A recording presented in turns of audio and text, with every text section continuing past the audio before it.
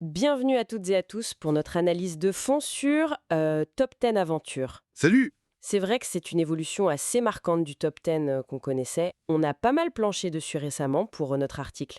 Oui, on a voulu faire nos propres tests, histoire d'avoir un avis vraiment indépendant de l'éditeur, Cocktail Games. Pour donner une opinion, honnête, quoi. Tout à fait. Et pour vous donner une idée de l'ambiance, on a eu des situations assez folles pendant nos parties. Imaginez devoir trouver plutôt rassurant un éléphant burger qui fait du yoga. Ah oui, ça c'était un bon moment. Ou le défi type Indiana Jones, où quelqu'un a sorti le mode d'emploi d'un meuble Ikea comme relique ultime. Ça donne le ton. Carrément, c'est ce mélange d'absurde et de coopération. Exactement. Et l'objectif, là, c'est un peu de décortiquer pourquoi cette version aventure, d'après notre analyse justement, eh bien, elle change la donne. Hmm. Qu'est-ce qui la rend si spéciale par rapport à l'original? Peut-être même la version définitive. Alors rappelons peut-être vite fait la mécanique de base de Top 10, pour ceux qui découvriraient. C'est un jeu coopératif. Totalement coopératif, oui. À chaque manche, il y a un joueur qui est captain. Il lit un thème avec une échelle, genre du moins utile au plus utile, ou du plus simple au plus compliqué. C'est ça. Et les autres joueurs reçoivent un numéro secret, entre 1 et 10. Et ils doivent inventer une réponse qui correspond à leur numéro sur cette échelle.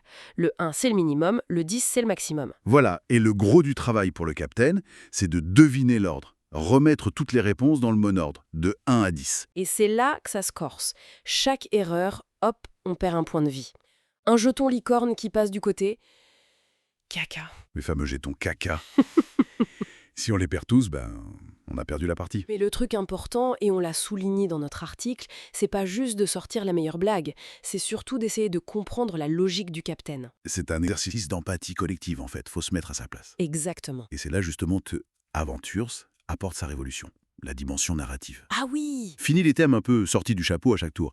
Là, chaque partie, c'est une histoire. Une mini-aventure en 5 manches. 5 actes, ouais. Guidée par un scénario qu'on choisit au début. Il y en a 40 recto verso, donc 80 scénarios possibles.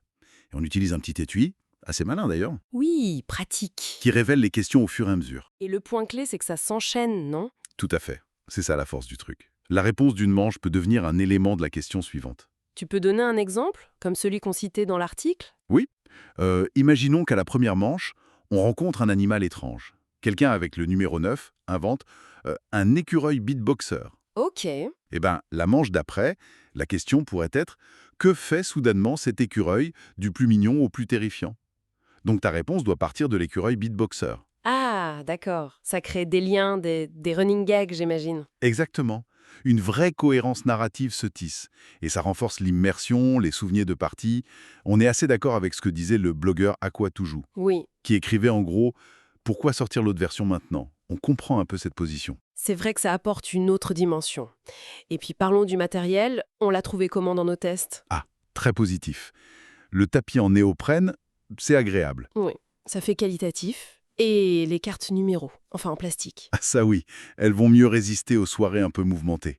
L'étui pour les scénarios est bien pensé. Et même les jetons licorne caca. Ils ont des petits chapeaux d'aventuriers, C'est un détail, mais ça montre le soin apporté, je trouve. Ça contribue à l'ambiance. clairement. Et au-delà du matériel, c'est vraiment une machine à créer des souvenirs, comme on disait. Ça crée une complicité immédiate. Hmm. Je repense à une partie où une réponse toute bête au début est devenue le gag de toute l'aventure. On en parle encore. C'est ça qui est bon. Et pour ceux qui sont un peu timides ou qui craignent l'impro, comment ça se passe? Comme c'est 100% coopératif, l'ambiance est super bienveillante en général. Le but, c'est pas d'être le plus drôle ou de briger. C'est d'aider l'équipe. Voilà, c'est d'aider le capitaine à réussir. Donc même si on n'est pas un grand improvisateur, on peut participer sans pression. Mais est-ce que cette structure narrative, justement, elle ne risque pas parfois de coincer un peu l'imagination? Si la première réponse est bof, par exemple. C'est une excellente remarque. C'est vrai que si la base de départ, l'élément introduit en manche 1 est un peu plat ou pas très inspirant, Mhm. ça peut demander un petit effort supplémentaire pour rebondir dessus dans les manches suivantes. C'est peut-être un léger inconvénient par rapport à la liberté totale de l'original où chaque thème est neuf. Donc ça demande un peu plus de concentration, peut-être. Oui, un léger supplément de concentration pour garder le fil narratif. Si on compare rapidement aux autres versions, Oui. Le top 10 classique, c'est un peu le bac à sable, très libre. Mhm. Le 18+, bon, c'est pour un public spécifique, plus épicé. Et aventure, c'est vraiment l'épopée narrative partagée. D'accord. Pour nous, en tout cas, et c'est ce qui ressort de notre article, c'est une évolution majeure. Une sorte d'apothéose du concept initial. Ça le sublime. Donc, pour résumer les points forts qu'on a identifiés. Ben, clairement, Mhm, ce lien narratif qui crée une histoire, mhm, la qualité du matériel, mhm. et cette ambiance très coopérative, très bienveillante. Et les petits points faibles, ou disons les points d'attention. Peut-être cette dépendance à l'inspiration initiale, parfois, et le fait que ça demande un tout petit peu plus de suivi, de concentration que le jeu de base. Et du coup, pour qui est ce jeu selon notre analyse? Idéal pour ceux qui aiment les histoires, créées ensemble, et qui trouvaient peut-être l'original un peu répétitif à la longue. Et moins pour qui? Moins pour ceux qui cherchent de la compétition pure, ou ceux qui sont vraiment, mais alors vraiment allergiques à l'improvisation, même légère et coopérative. Très clair. Donc, pour conclure notre analyse, Top 10 Aventure, c'est une vraie réussite. Ça transforme un excellent jeu d'ambiance en une expérience narrative mémorable, partagée. C'est plus qu'un jeu, c'est un prétexte à créer ensemble, à rire, à tisser des liens. Notre verdict final dans l'article était d'ailleurs assez clair. 5 étoiles, un incontournable. Tout à fait.